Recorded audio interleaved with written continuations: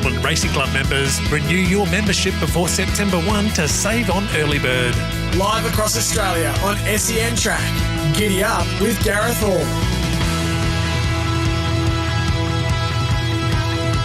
Welcome back to Giddy Up. Gareth Hall with you. You're watching us on the SEN app and also our Facebook page. We are streaming every day live on the SEN app, all thanks to Bet365. It's never ordinary when it's brought to you by Bet365. Imagine what you could be buying instead. For free and confidential support, visit gamblinghelponline.org.au. Get your $100 staking plans in on the message line 0499 736 736. Your best multi. How are you making some money over the weekend? No winner from last week. Hopefully that can change. Whoever wins, I'll put $100. I'll put a Don Bradman out of my own pocket for you the next week, and you can come on the show and give us your multi. Looking forward to catching up with Dean Evans throughout the spring from winningedgeinvestments.com, tips, ratings and betting education for racing and sports. And he joins us now. G'day, Dino. G'day, Gareth. How you going? Good, thank you, mate. And you're a part owner of Vauban. Now, Australian Bloodstock, they purchased that horse. You got involved with Winning Edge Investments and your team there. Are you scared about the horse that they just purchased, Al Riffa? Yeah, he's definitely got some quality about him. But we're excited about how Vauban's come up. He also beat Via Sistina first off in his first trial at Randwick, and then kicked away and won by 3 lengths at Hawkesbury this week as well in his next trial. So he's coming up really well, and we can only focus on our horse, and he's flying at the moment, and we're really excited. This is his second prep sort of in Australia, where he can take us on his hunt for the Caulfield Melbourne Cups. What about tomorrow? So it's a great time of year. We're at the end of winter, but spring is well and truly in the air after the Wink Stakes there last week, and then we've got the Group 1 Memsey on Saturday. What did you learn from the Winks there last week? Obviously on a bog-heavy track, which made it interesting. I think the main thing we learned is that Aliana is going to be, I think a lot of these highest rated horses are sort of 7, 8 now, and we're looking for that new breed to come through. Via Sistina was obviously really impressive, but I thought Aliana was just a super run, and I think she's going to be sort of a weight for age star for the future. And Arapaho went really well too for the Cups, but I think Aliana's a horse that you definitely want to follow. She'll head towards the 7 Stakes next start, then come to Victoria. I think she'll compete in a Turnbull Stakes before heading towards a Cox Plate. So her clash with Via Sistina is going to be something else. The two stablemates going to battle in a Cox Plate. Yeah, and I think she's got the talent to turn the tables. Well, that's a big call. So you reckon she's the value at the moment? I do. I think she's a superstar mare, and I think she's sort of one of those horses you can just keep following her through her career. I think she's going to be very, very good. It's going to be fascinating what happens at Caulfield tomorrow. There's rain predicted today and tomorrow, but I think it's still a guessing game what conditions we will get, and that's going to play a major part, I reckon, into the result. So just having a look at the markets for this Memsey Stake, which is race number 9 on the program, and my Bet365 app's not working at the moment. So the favourite last time I look was Another Will around that $4.40 quote. How do you read this year's race? Yeah, 7 of the last 8 winners have actually come off a 14-day break, which is interesting because this year there's only a couple of sort of roughies really in Here to Shock and Pinstripe coming off that profile. 10 of the last 12 winners have settled in sort of the first 6 and running, so it's an on-pace race. 9 of the last 10 winners have been 5 or 6-year-olds and geldings. We've got a lot of older horses in the race here. And 9 of the 12 winners from barriers 1 to 5. So you want to map well. You want to be sort of on speed at this 1400 Group 1. I think the horse that really stands out is Another Will. Just looks like he's going to map really perfectly Here to Shock. Only setting an average tempo up front, and then he's sort of got Another Will treasure at the moment. Mr. Brightside should be handy, and Tom Kitten will be sort of stalking him 5th. I think Another Will has won his last 3 first up runs. He won the Group 1 CF4 Stakes, this track and distance for his last prep first up. He just maps perfectly, and I think he clearly is the one to beat on the ratings. I think the main danger is probably Tom Kitten, first start for the Premium Stable, goes really well fresh. He was second beaten the nose in the Futurity Group 1 this track distance in the autumn. And that was, against Mr. Brightside, it had a run. So again, I think he maps well, but I'm really keen on another will. Just profiles perfectly. Tom Kitten to danger, and I just think horses like Fangirl and Altino just don't map well enough to win. Where have you got Fangirl on the run? Got a right back. Okay. I think she could potentially be last on the rails. I think they'll ride her real quiet. You sort of got Buckaroo and Zardozi and Antino and Pinstripe to all get back as well, but some of them might just need to push forward like a horse like Pinstripe. So she's going to get clogged away back there on the fence, I think. I really liked her tomorrow. I think if it's a soft six and better, she's the best 1,400 metre horse in the race. But you worry me a little bit now, mate. I thought she would just be too quick. I don't for like her in the wet either. So yeah, I think she needs probably soft 5 or better. Yeah. I think if it's any wet, then she just can't sort of catch. But I just think she's going to struggle to sprint past a horse like another will. So Tom Kitten's out to $8.50. That surprise you? Yeah, I'm not sure what's causing that drift. He's got a really good first up record. He's beaten the nose first up last prep. Before that, he won first up. Yeah, an interesting drift, and I know they have been aiming to target sort of this race and the Mackay with the early sort of Group 1s, so I'm not sure what's causing that drift because he looks pretty good to me. Mr. Brightside? I don't know, he's coming off that Hong Kong run. I thought he's trialled awful. Yeah. I don't think he maps really that well, and I'm just not so sure about him first up. He hasn't beaten first up his last couple of runs, so I couldn't possibly back him. And Treasure the Moment, she's a bit like Aliana. This time last week, we didn't know if they would be able to make that step up to weight for age against the open class horses. We all know that Aliana did it perfectly there in the wings. Do you think Treasure the Moment is as good as Aliana? I don't think she's as good as Aliana, but she's obviously a very good mare. I think she maps well here, and I think she'll run, possibly a place. I don't think she'll win. This sort of 4-year-old mare doesn't really profile right for this race, but I think for going forward, she's definitely a high quality mare, and she'll be in the finish. All right then. So just recapping your tip, Another Will and Tom Kitten, your tips there in the Group 1 Memsey. Correct. Beautiful. Let's have a look at race number 5, which is the Heatherly. And just going back, we've got that market now for Bet365 for the Memsey Stakes. Another Will, $4. Entino, $5.50. Treasure of the Moment, $5.50. Fangirl at $6. Mr. Brightside at $7. Tom Kitten at $8.50. And then Here to Shock at $19. Race 5 is the Heatherly. Golden Path, $4.80, is second up after a pretty good effort first up. Michael Kent Jr. gave him a good push yesterday. Braden Star is at $6. Too Darn Discreet at $7. Kingswood at $8.50. River of Stars, who was placed in a Sydney Cup before going for a break, at $11. Our Rocco at $11. Statutario, that was placed in a derby at South Australia at $11. Then Whiskey on the Hill at $11. And then we go out to Kinesiology at $12 and Berkshire Breeze at $15. Yeah, look, this race, for the last 10 years, 8 of the 10 winners have really just been, a horse who's had a run, usually in the last sort of 2 or 3 weeks, and was on speed, basically in the top 4 and running. So, and that's produced winners at sort of $21, $61, $14 and $11. So it's been a really good method for finding a winner of this race. The couple of horses who profile the best, Golden Path, he's probably going to lead here. Rates clearly on top. Sort of go back to his run in the Kingston Town, where he ran third to Elias and Cherwolf, and then Cherwolf came out of that race, won a couple of Group 1s. Elias ran third in the Turnbull. Lamb Legend won the Metropolitan. That was a really high rating race. And the last prep he just ran in the Group 1s against the sort of Via Sistinas. But he's had a run first up, ran a solid third. I think he just maps perfectly. Golden Path, profiles really well, and he's sort of the fit horse. I think he's going to be very hard to beat.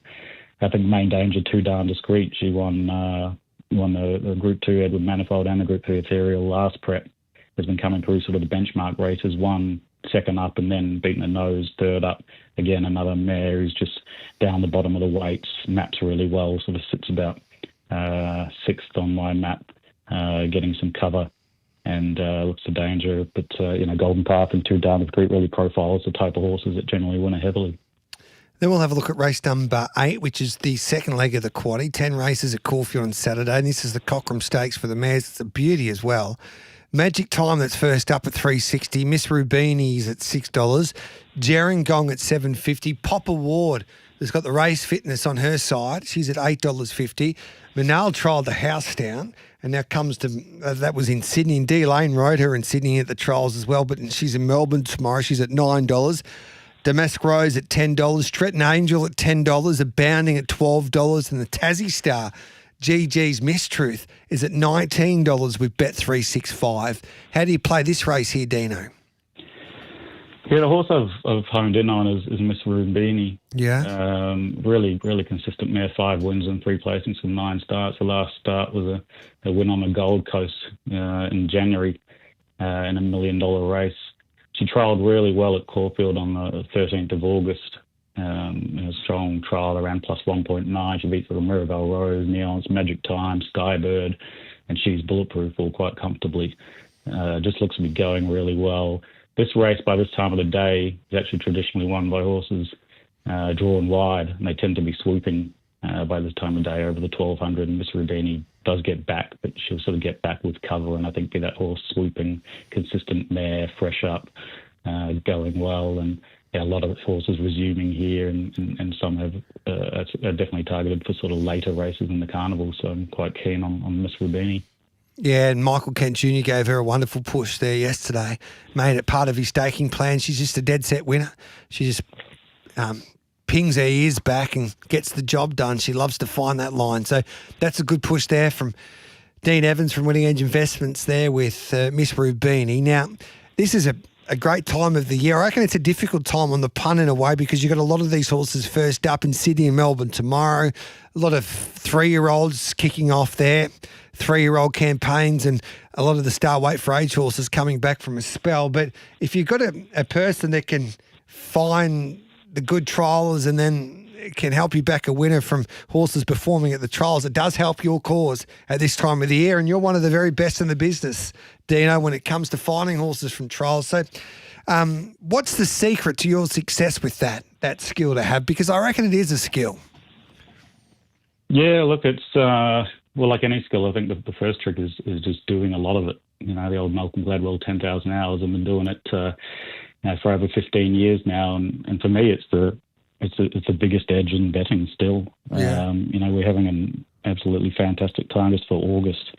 You know, we're up 57 units profit at around 60% POT. So, you know, I love this time of year. This is the best time of year because you've got these horses resuming, and the trials tell you. They don't lie. They tell you if a horse is going well and isn't going well. And, you know, for me, I use sectional times that are really, really critical. So it's not just the overall time, but, you know, that last 600, last 400, last 200, particularly if it's coming off a hot speed.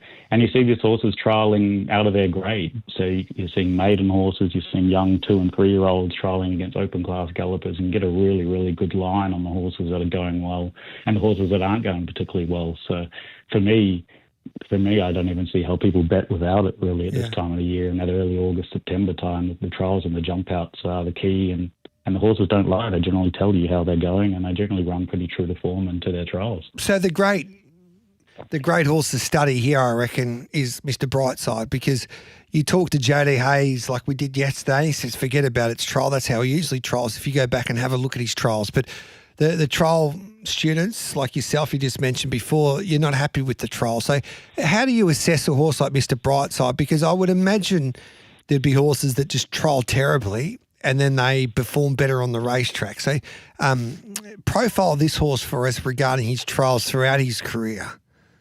Yeah, it's definitely true what you say. I remember a few years ago a horse called the Autumn Sun, and yes. I he was pretty handy. Prep, you know, he was a pretty handy horse, and we followed him through his career, you know, very closely. He was a really great horse for us, and I remember before one prep, everyone was bagging his trials and just going, he's gone, you know, the horse isn't going well. And I remember posting and copping a bit of flack for it and just saying he's actually trialled the best he's ever trialled. This is just what he does. He's just not a horse that trials well, but he gets back, he's ridden out, but his sectionals were better than ever. And, you know, he won the first up and was unbeaten in that prep. So, you know, there's a lot about a horse. You know, it's a bit like the mounting yard people where a horse might sweat up or not look that great, but if that's what they always do, it's not necessarily a problem. With Mr. Brightside, I'm just a bit concerned coming off that sort of really flat Hong Kong run, and then into trials where he hasn't been as sharp. In the last prep before the CF4, he won a trial at Geelong, and he ran the quickest last 600, 400 and 200 of the day, of about 122 trialers that day, running plus 0.8 time overall and plus 9.7 last 600. So to say that the horse doesn't, beat a sprinter Arabian Summer that day. So to say he doesn't trial well, well, he does. But he was scrubbed up under riding in that last jump out. So, I'm not saying he's going to get beaten out of sight, but I couldn't possibly back him off it. What about your best of the recent trials? What horses have really caught your eye there in the trials leading up to their first up runs? Well, one that's running tomorrow is a horse called On Display. Yes. She's a mare with the Nick Price yard who won a listed race in Adelaide last prep in May. She trialled at Cranbourne on the 18th of August. Just Folk won by a couple of lengths, but she absolutely flew home for fifth. She was sort of sprinting and she said it was sort of back and last and wide in the trial. She's sprinting past horses like La Dorada, Damask Rose, another Profit Group 1 winner, Antino, and doing it under absolutely no pressure. She just looks like a horse that's really forward. There's other horses obviously in that trial that are resuming and being backed in sort of group races, and she's resuming in a benchmark 78. She's got 60.5 kgs, but I think in Caulfield race 2 there On Display, she's a mare that's trialling really well. And then the other horses I sort of mentioned that I think are trialling really, really well for their preps. I mentioned last Saturday, Woden, Sky Hook, Apocalyptic, Autumn Glow, and Vauban. They're all horses that are trialling very nicely as they lead into their campaigns this spring. Would you back Woden tomorrow? Because this is another, I think, a really good learning. This is good learning for our listeners out there as well. So. And it's like the Black Bookers, for instance, that we have a chat to people throughout the week. So you've got a horse like Woden that you love at the trials and you think he's going to have a big preparation. But then you come tomorrow with the way that this track might play at Rose Hill. Are you confident to back him because off his trials, regardless of the race setup, or you think maybe he will be better off later on in his preparation? For the most part, when I find a horse on a Black Book at the trial, I'll back them through a campaign because I found that's the key to success is you find a good quality horse, you find that they're much better than the grades they're running at, and quite often they can have bad luck, they can find the wrong track, a poor ride, lots can happen, but you follow them through the prep, and quite often if they run poorly first up, you get a great price second up, third up, and do really well out of a horse. The horse like Woden, a bit more exposed, he's short in the market. I'm actually not backing him in the San Domenico. I know his targets are the Golden Rose and the Coolmore. There's other horses that have trialled well in the race. Raging Force ran plus 6.8. Quickest time of the day at Randwick, and really quick closing sectionals. Baywalk is a handy horse, King of Pop's a handy horse. And this isn't Woden's grand final, and we know with the Waller stable that they target their grand finals. So, no, I'm not looking to dive in. If he wins, I'm happy because I'm keen on him in the Golden Rose, and I've backed him in the Coolmore already in futures, and so I want to see him resume well. But just because a horse trials well, jump out, so it doesn't mean you need to dive into them first up. Quite often that they're better second up, third up, and they'll be better into the campaign. And so Woden, I'm happy to watch. He can win, but he can win without me. Now, you've got a competition for the SEN family and the Giddy Up family, and obviously with Winning Edge. So what is this competition that you're running with Winning Edge Investments with SEN? Yeah, really excited to be partnering with SEN on that. It's winning the ultimate race day out, and the prize is up to $30,000. So okay. The two elements. The first part, win 2 tickets to either the Everest or the Caulfield Cup, your choice. Gets you basically all you can eat and all you can drink all day, including spirits and cocktails and a marquee. You'll be really looked after. That's a total value of $5,000 for those 2 tickets to either the Everest or the Caulfield Cup. We'll be really looked after and have a fantastic day. then the other element we've thrown in is 1% of the net prize money that Vauban earns in the Caulfield Cup, less what the trainer and jockey gets, but basically what an owner, 1% owner in Vauban would receive. So the Caulfield Cup's $5 million prize money. So you're looking at up to $25,000 that the winner of this prize can win. We want them there on track cheering Vauban on with us on the Caulfield Cup day, and so.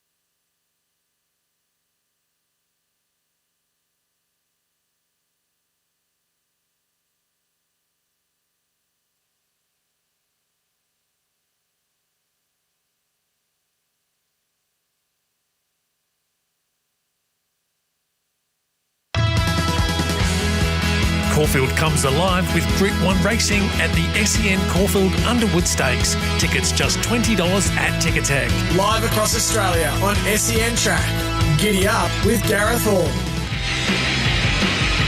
Welcome back to Giddy Up. We'll continue on our chat with Dean Evans. He just dropped out there for a sec, but I've got to go to the news. So Dean Evans will join us. Got to go and have more of this conversation to see how we can enter a competition, which means that you can go to either the Everest or the Caulfield Cup. That dining package worth up to $5,000 because you'll be looked after like royalty.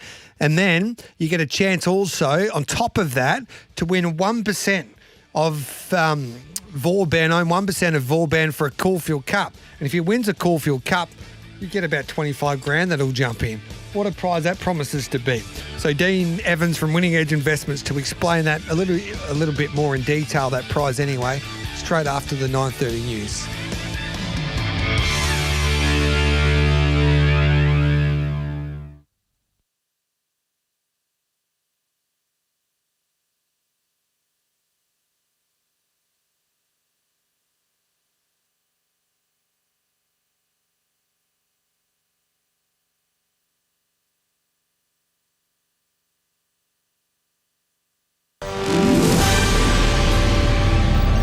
Powered by Signet, making SEN news this hour. The major manhunt in Victoria for the suspect accused of killing 2 police officers and injuring a third continues today. New laws have passed federal parliament and a win for workers. Employers will be banned from reducing penalty rates, including public holiday and weekends. Channel 9 has asked Bob Catter for a formal apology after he threatened to punch a journalist at a press conference. And the Powerball jackpot has soared again after no one picked up the $50 million Division 1 prize last night. Next Thursday's new figure, a cool $80 million. sen.com.au sport coming up next. Yannick Sinner through to the third round of the US Open, the top seed getting rid of Aussie Alexei Popyrin in straight sets. Game, set and match, Sinner.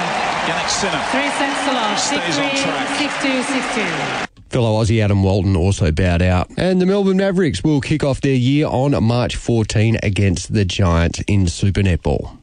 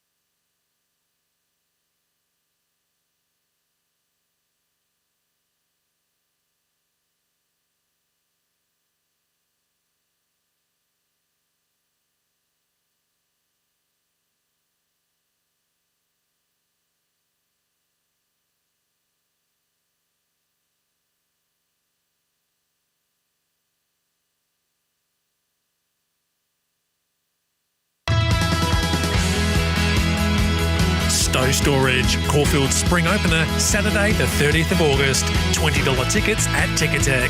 Live across Australia on SEN Track. Giddy Up with Gareth Hall. Welcome back to Giddy Up. Dean Evans from Winning Edge Investments is with us. Sorry, Dino. So this new competition, which involves the SEN family, thanks to Winning Edge Investments, is up to $30,000. So if you enter in, I don't know what the competition is. So I'm looking forward to learning that. But the prize sounds unbelievable. $5,000 package to take someone to either Everest Day or Caulfield Cup Day, and then also you're going to give some lucky person 1% of Vauban on Caulfield Cup Day, and if he wins the Caulfield Cup, which I think is an excellent chance, you win about $25,000.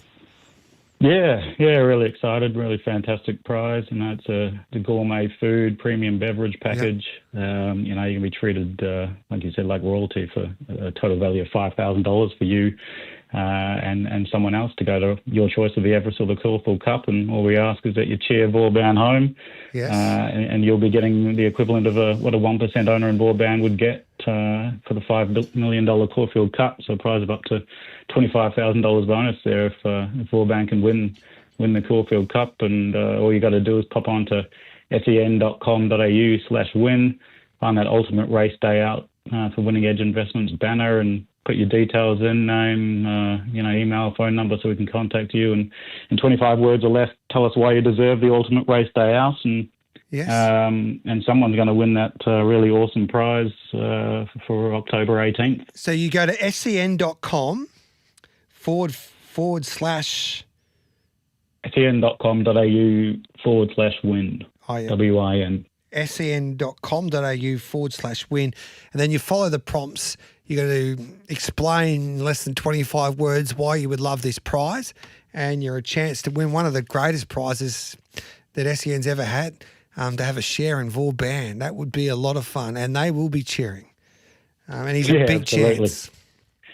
So we want everyone on our side and cheering Vauban home in the big cup. So we're really excited about it. Love it, mate. We love having you part of the Giddy Up family throughout the spring, and can't wait to catch up with you next week. Sounds great. Thanks, Gareth. Appreciate it. There's Dean Evans from Winning Edge Investments. WinningEdgeInvestments.com, tips, ratings and betting education for racing and sports. Mitch Lewis to join me next to go through his best in Adelaide, especially, and Shane Shirley is not far away as well.